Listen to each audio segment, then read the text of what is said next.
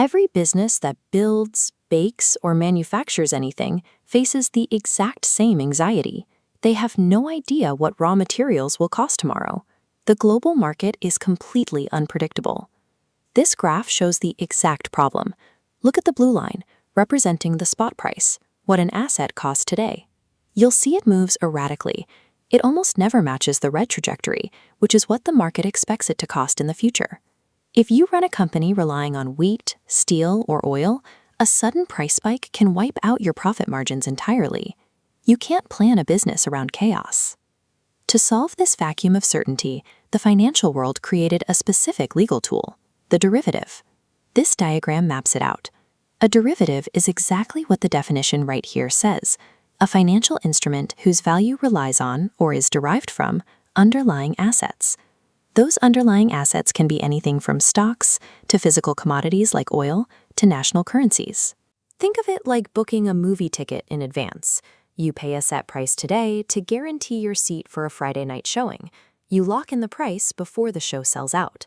And just like buying that ticket doesn't mean you own the movie theater, a derivatives trader doesn't own the actual wheat or the oil. They simply own a legally binding contract about what that exact asset will cost on a future date.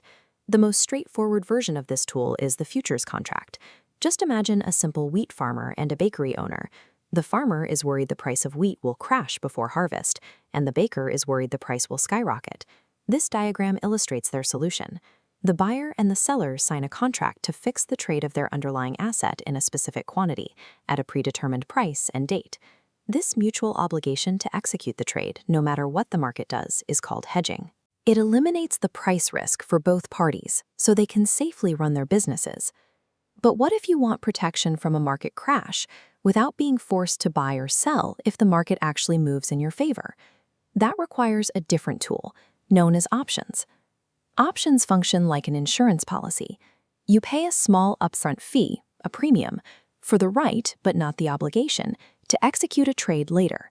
You only use it if the deal benefits you. There are two main paths here. You buy a call option if you expect the asset's price to go up. You buy a put option if you expect the price to drop. Either way, you pay that small premium to activate your protection. Both futures and options were invented as conservative safety nets against absolute financial ruin. Which brings us to a glaring contradiction. If these contracts are built as safety nets, why are they notorious for bankrupting traders overnight? The answer lies in the hidden engine that powers modern trading. It is a mechanic known as leverage. Leverage multiplies buying power.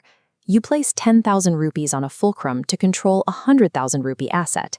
If it moves up 10%, you double your investment. But if it drops 10%, the loss eats your margin. Your entire capital is wiped out.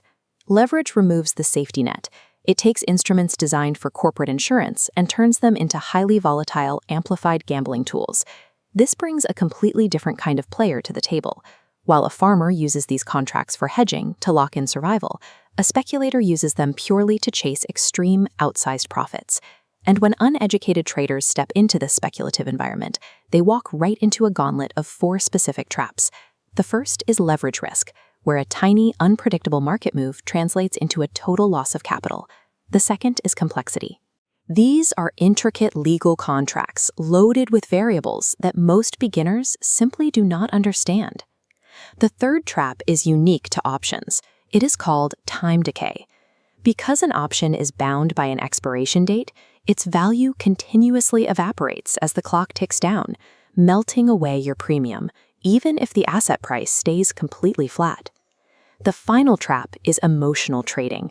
The sheer speed of derivatives creates a lethal psychological cycle. Unearned overconfidence after a fast profit, followed immediately by panic after a sudden loss. Understanding your actual exposure is critical. This matrix lays out the reality.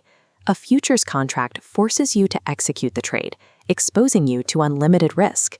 An option gives you the choice to walk away, keeping your risk limited to the upfront premium. Ultimately, a derivative is neither inherently good nor evil. It is simply a financial force multiplier. For the farmer or the business owner, it offers a vital shield against an uncertain world. But for the uneducated speculator, it is the